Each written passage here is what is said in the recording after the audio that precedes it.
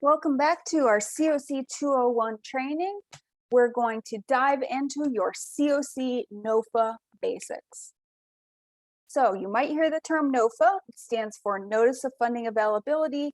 And what we're typically referring to is the COC NOFA competition.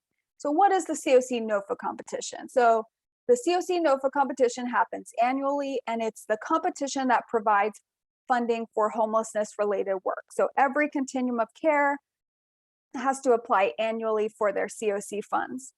So the COC funding can only be used for specific types of projects. We talked about that back in the COC 101 training, but COC funding can provide funding for your homeless management information system, your rapid rehousing, your permanent supportive housing, HUD's transitional housing, rapid rehousing joint component. Coordinated entry can also be funded through the COC competition. And then there's certain project types which, if they already exist that are COC funded, they can continue to be renewed, but we can't come in for new ones. That includes our supportive service only projects and our transitional housing projects. So the COC program funds are distributed on an annual basis, and HUD releases their NOFA each year to announce the competition. So basically what COCs have to do is they have to submit a consolidated application to receive funding. We're going to talk about all the pieces that go into applying for HUD funding through the COC NOFA. And the collaborative applicant is the entity who's responsible for actually submitting the application on behalf of the COC. So the COC NOFA competition includes both individual project applications. So every renewal and new project that you're funding through COC funds has to submit an application each year to HUD. And this is part of our NOFA process. And then once the funding announcements come out, HUD executes individual contracts with each project that's funded. So those individual project applications is one component of the COC NOFA competition. The other component is the COC consolidated application, which is basically an intensive grant application that the COC has to complete. And it basically summarizes your COC's work over the previous year in operating your homeless system, and also looks at how your COC's been performing over time.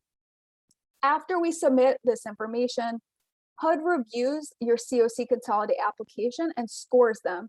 So basically your COC submits an application and gets scored, and so does every other COC in the country. And then, some COCs score really well, and some COCs may not score as well. But the higher the COC scores, the more COC program funding you can get, meaning you might be able to fund new projects, you might be able to fund more of your renewal projects. So it's really important that the COC is performing well in this NOFA competition. It's how we get more money to serve folks experiencing homelessness. Sometimes there's bonus funding available, which is funding that HUD will designate to create new projects. And sometimes HUD will say the bonus is specifically for a certain project type or a certain population. We submit the applications through HUD's online system. It's called eSNAP. So in case you hear the term eSNAPs, it's the system through which all these applications are submitted. And then each COC is given a cap on how much you can request through the NOFA competition. So the way the timeline works is you have a registration process that signals that the NOFA process has started, and it usually happens in January. Next, there's a grant inventory worksheet.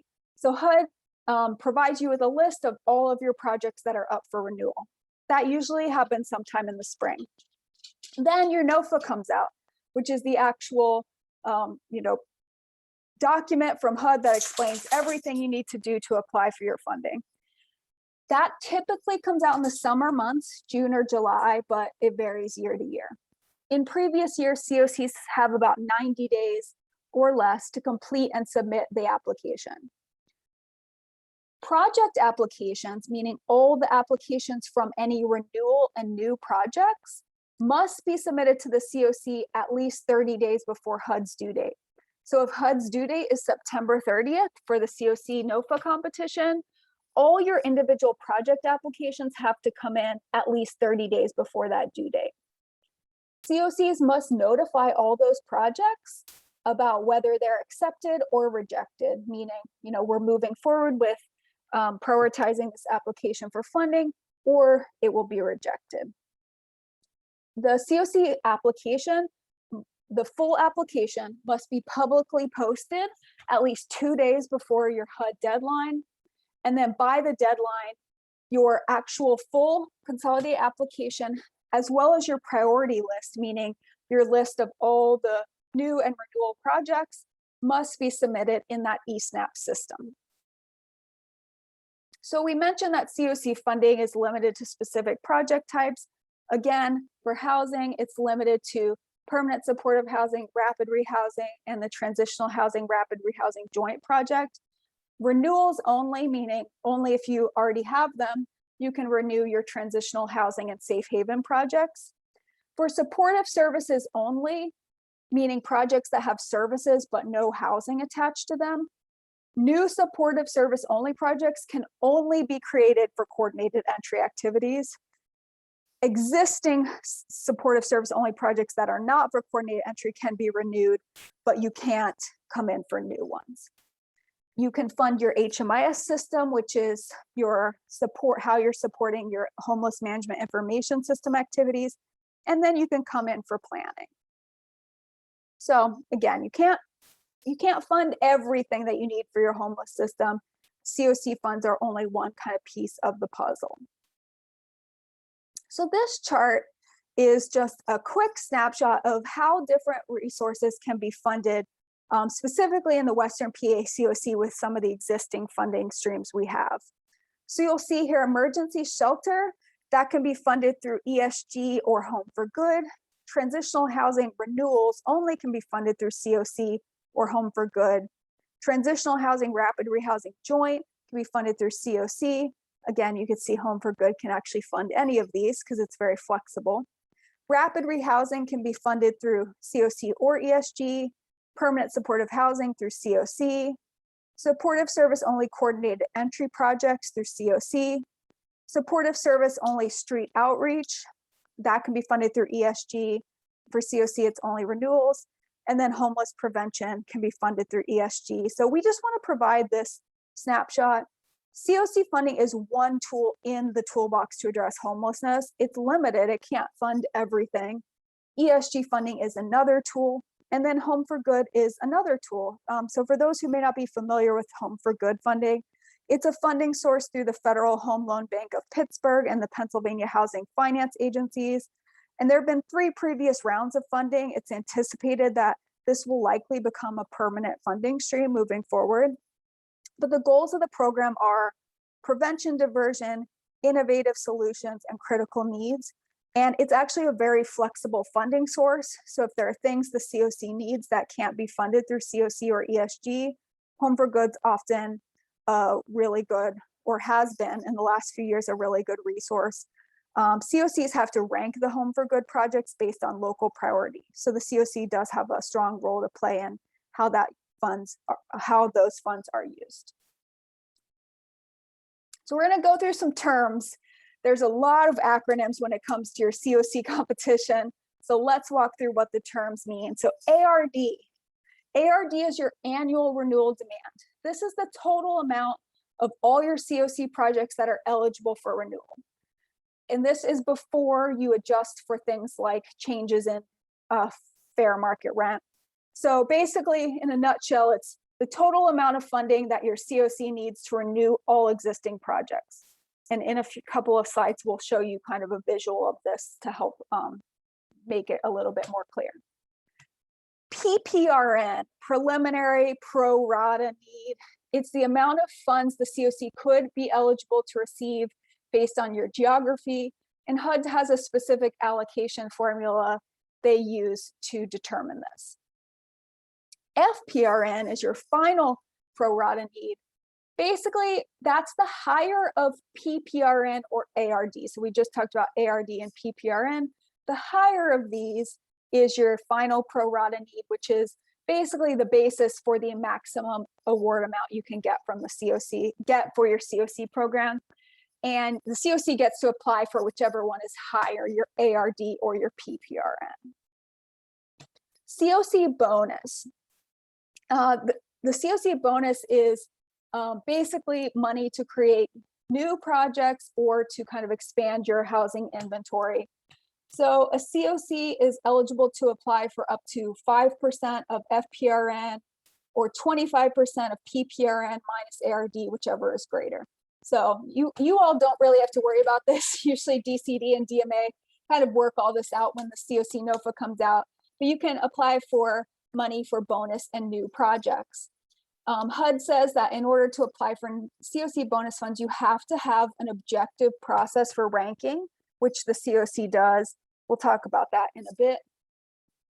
This amount available is set by formula. So when the NOFA comes out, the COC is able to figure out, okay, how much money do we have for new or bonus project? This bonus used to be called the permanent housing bonus, but it's no longer limited to just permanent housing. So HUD now calls it the COC bonus.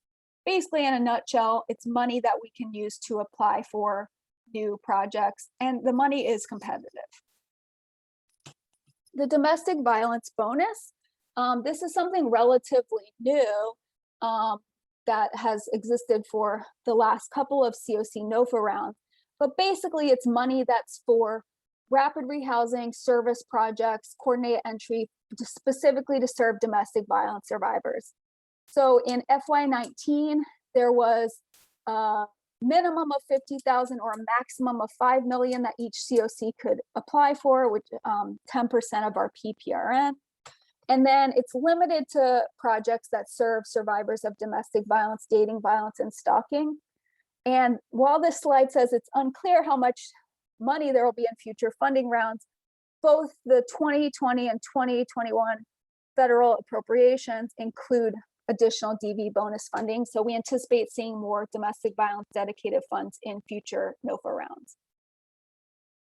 The planning project or the planning grant, we've touched a little bit on this in previous modules, but all COCs can apply for money for planning. It's a maximum of 3% of your FPRN. Again, in a couple slides, we'll kind of show you a visual of what this means money-wise. All COC planning projects are limited to 1-year grant terms and 1 year of funding, so you have to renew this every year. The one thing to note is COC planning projects are not ranked. So they're not kind of competing for money with other projects in the COC. It's just something that you can apply for and get as a COC. Again, it's a 1-year grant term, and the collaborative applicant has to submit the application for this. So one thing you'll hear about when it comes to COC funding is Tier 1 versus Tier 2.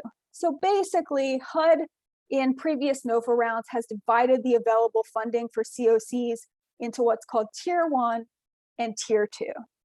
Tier 1 is considered safe. All your projects in Tier 1 will get funded. Tier 2 projects are at risk because that money is competitive. You have to compete for your Tier 2 funding. So if you have projects in Tier 2, they may not receive funding. So in 2019, Tier 1 was 100% of your first-time renewal projects plus 94% of all your other projects. So you'll see that's not 100%. You're not gonna be able to fund all of your renewal projects. You have to prioritize them and rank them based on performance and data. So we'll get to that in a bit. But the individual Tier 2 projects, so all the projects, whether renewal or new, that you put in Tier 2 are scored by HUD, and depending on how you score, that's how much new or renewal projects you get from Tier 2.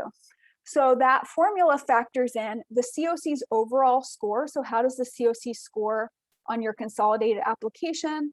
It also takes into account the project's budgets and the other projects in Tier 2. So there is a strategy to this. During the COC NOFA competition, during ranking, DMA and DCD work with the funding committee to come up with a strategy to get the most money possible for the COC.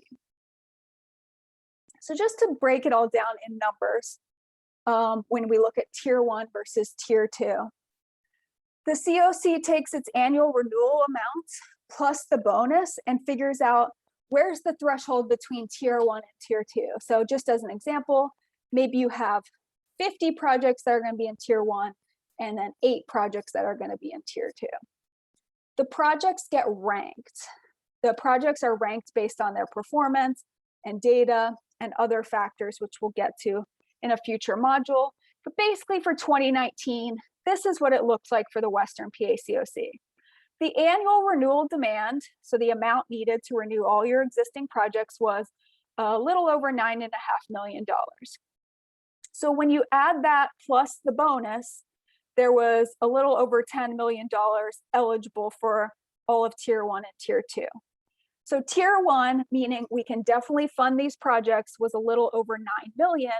And then there was a little over $1 million in tier 2, meaning the amount of money that you kind of have to compete for. So a little over 9 million was kind of your safe money.